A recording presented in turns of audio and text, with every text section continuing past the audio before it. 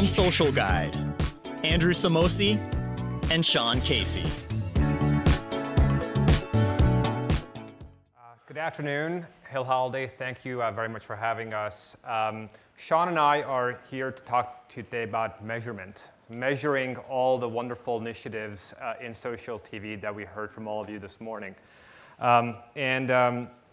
The couple of things you heard already this morning, which is that, or from Deb from Bluefin Now Twitter, is that this story really starts out with a very extraordinary consumer phenomenon, which is the combination of social and specifically Twitter and live television. And so, if we can get the numbers to work here. If you take a look at these numbers, it is quite extraordinary that the amount of tweeting around live television in the United States has been growing at a really, really fast clip, reaching almost 300 million in Q1 of this year. And as impressive as these numbers are, it really still only tells part of the story. We have to really go beyond the tweet, going beyond the expression, if we want to answer some of the most pressing problems and opportunities that we heard today. So for example, we heard Stacy and Christina talking about scandal and whether all that great social activity is generating outcomes, specifically more tune-in. We also saw this morning the great cross-platform integration that ESPN had with Dunkin' Donuts. And again, the same question is whether you're the network or you're the advertiser, what is ultimately the impact? What's the ROI? And again, this is where we feel we need to go beyond the tweet. And we from Nielsen have partnered with Twitter to be able to answer this question, and we're creating something called the Nielsen Twitter TV ratings. And fundamentally, if we're thinking about impact on the consumer, we feel that there are really three major stages that need to be measured. The first one is all about reach. So ultimately, did you see something? The second one is resonance. Did the fact you saw something actually have some impression in your mind to make you change the way you think? And ultimately, the last one is reaction. Did you actually do something? Did you actually go in and tune into that show? Did you actually go out and buy that cup of coffee from Dunkin' Donuts? So we're really talking about going beyond the tweet, and I'm going to introduce Sean here, who is going to talk a little bit about what that exactly means. Thanks, Andrew. Hi, everybody. I'm Sean Casey, founder of Social Guide, and for the last 5 years of my life, I've been focused on the left side of the screen, which is trying to measure the Twitter activity around US TV. And Social Guide today measures that Twitter activity around 235 of the most popular US TV channels, including Spanish-speaking channels. The data that Andrew showed, the 32 million uniques, is what Social Guide captured in 2012. So that's what we do today. But what we know there's a much bigger audience of people who are actually seeing these tweets. So on the right side of the screen, that's Twitter's the reach metric that will be part of the Nielsen Twitter TV rating. So today we're working with Twitter. The impression numbers will be coming out across the 235 channels in September. But we had some early data that wanted to show. The first thing with impressions, these are actual viewable impressions. So for the first time, Twitter, our partner, we're sending to Twitter people who are tweeting the tweets about a television program, and Twitter then is capturing the number of times that tweet is actually seen on a Twitter-owned client. So actually on a mobile device, it's when a tweet actually hits the viewport of your client. And we'll be able to report on impressions across all Twitter clients, Twitter for iPhone, Twitter for iPad, Twitter for BlackBerry, Android, and Twitter.com as well.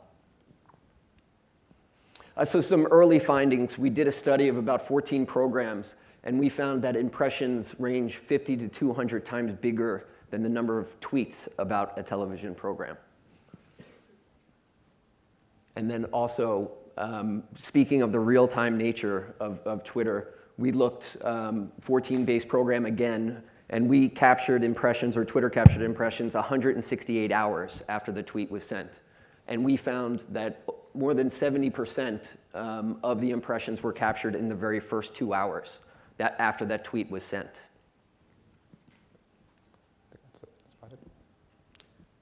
So yeah, some early findings, and we're working very closely with Twitter now, and the Nielsen Twitter TV rating will be out at the start of the fall TV season in September. Thanks.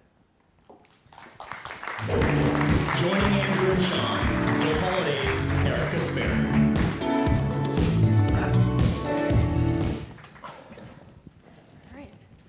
Well, thanks, guys. I'm really excited to have you here today. And I have to say, as a self-professed media nerd, I'm really excited to see kind of those reach and impressions numbers that are rolled into the social conversation that we have kind of been watching over the past couple of years. It may sound a little crazy to kind of start off by asking, what's next for a product that isn't even on the market yet. But I kind of figured it's TVnext, so why not?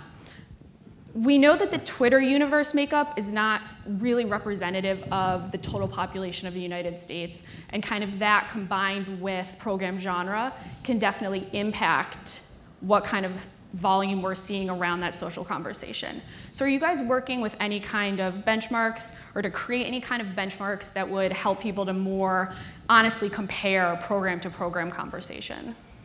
So yeah, it's a great point. Today, at Social Guide, we're capturing volume metrics. So the total unique people who are tweeting about a show, the number of tweets, and some other volume-based metrics. But to date, having a real foundational understanding of what's good and what's bad isn't available today. But we're working on it. So I mean, I think people ask the question. So my show got 15,000 tweets last night. Is that good? Is it bad? Right? And so I think to your point, what it really comes down to is being able to understand what should my program have gotten given the inherent characteristics, right? So maybe if my show had a larger Nielsen audience, right, you'd expect that there should be more Twitter activity. If my show tended to perhaps skew to a younger audience, I might also expect to have more Twitter activity. So the benchmarking that Sean is alluding to is really all about being able to understand and quantify what is the expected level of activity that my show should have had. And if you think about that envelope, am I way above that or way below that? And that's kind of what the answer to the question of, is this good? So we'll be able to have a relative benchmark given the inherent characteristics of every program. And in creating those benchmarks, do you think that that will also kind of help with new programs? So a new program going in would have an ability to look at what they're inputting or who they're going after and say, okay, here's where I should be aiming for. Here's what I might expect to get. Yeah, I mean, look, we're already seeing this. That we also track, in addition to television, we also track movies. And so we already know that Twitter activity can be highly predictive of box office outcomes. And so in the same sense, we're working on these predictive aspects for television as well, both in terms of understanding the future performance of a show that has not aired yet, as well as what the Twitter activity might tell about the future performance of an existing show. And that, that's the first part. The second part is, to the extent that you're trying to hit a certain kind of demographic, we can also start learning about who are the people who are tweeting and who are also being reached to determine that. So one of the things where people get excited about this notion of reach and viewable impressions is, as with most people on Twitter, their followers might be somewhat different than their immediate makeup of the show. And so really this reach notion is going to enable the networks and advertisers to go beyond the natural audience that their show might be initially limited to. Right. I think the reach thing for me too is interesting to think about in terms of kind of those year-over-year numbers, because as you showed, there's obviously a huge growth in the number of people who are talking about. So instead of just being able to say, oh, here's what our big event did last year and here's what it did in volume this year, it's that kind of a good way to neutralize the two almost, or make it a more apples-to-apples comparison year over year. And I think just the pure methodology of the volume metrics is now finally it's set. We've been doing this now for 3 years. So those building blocks are at a point where you can do comparisons year over year. More honest. Are there any key pieces of the social conversation you feel like we might be missing out, either in the way that people are talking about television on Twitter or in the way that it's being recorded? So from a capture standpoint, are we? Yeah, are we do you feel like you're missing any of the conversation? Absolutely. There's the whole what we think about on a daily basis, and is how can we get more and more of that conversation, and still keep a very, very high level of accuracy. So there are, and Deb alluded this earlier, there are ways that people are talking about TV shows that are changing on a daily basis. So recognizing and understanding the conversation around a TV show and recognizing the evolving language of that audience is something core to being good at capturing social data around TV. So it's like for the Oscars, for instance, we recognized over 150 hashtags that were created by the audience alone for that one television program. So it's becoming core to being good at accuracy. You need to be listening in real time. Gotcha. And how effective do you guys feel like that hashtags are in driving that kind of conversation? We've seen a lot of people talk about today, especially, Scandal talked about how that was engaging in kind of the cast and crew as well as the viewers. Have you seen in any of the work that you've been doing that definitely does impact it? Or have you seen cases, I guess, where maybe it hasn't worked out?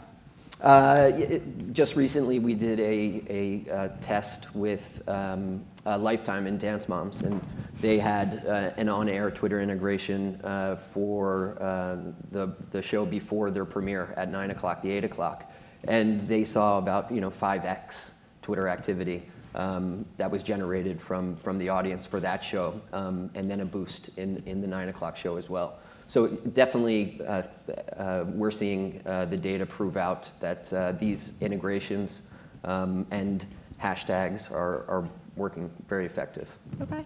Probably time for maybe one question from Twitter. Try and pull this one up. So Twitter is recording Twitter impressions on its devices and reporting to Nielsen through Social Guide. Will it be available to others? So a couple of things. One is that we're actually making available this data in a number of ways. So for, I think it was Ed this morning from ESPN who had cited the use of the Social Guide intelligence platform. And so it will be available through SGI. But because of the integration with Nielsen, we're benefiting in a couple of other ways. One is the ability to integrate this data into existing Nielsen platforms that a lot of the community, the ecosystem is already familiar with, especially on the network and on the agency side. And so the ability to see existing Nielsen data coupled in the same time with the Social Guide data and the ratings is going to be important.